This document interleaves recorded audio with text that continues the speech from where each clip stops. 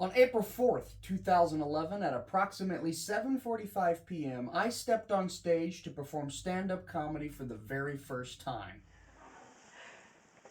How you guys doing tonight? What happened next? Did I pursue comedy, or did I leave shattered with my tail between my legs?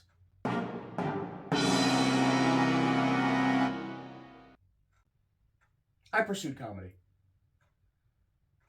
Been doing it for 15 years. 15 years to the day.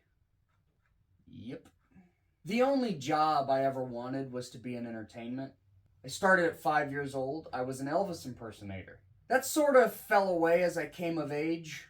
Not to mention the squeaky puberty voice changes, making it virtually impossible to get out a clean version of Love Me Tender. For my darling, I love you.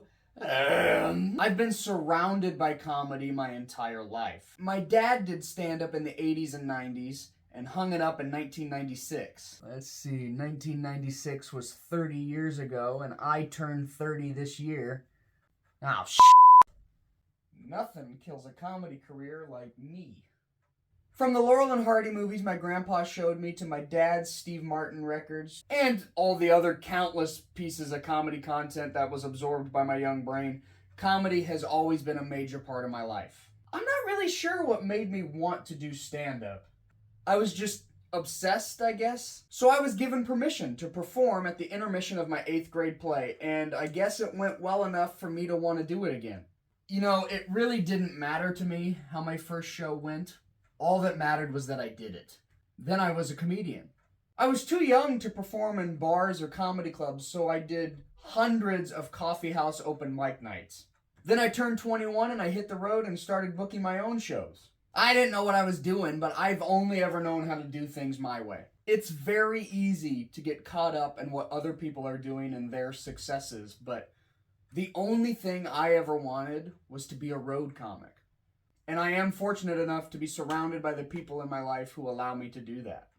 You know, sometimes someone I went to school with will come see me do a show, and afterwards they'll say something to me along the lines of, "We think it's great that you're following your dream." Well, it's pretty easy to follow your dream when you've already devoted 15 years to it and avoided anything that might actually give you some other possible life skill. I might have up.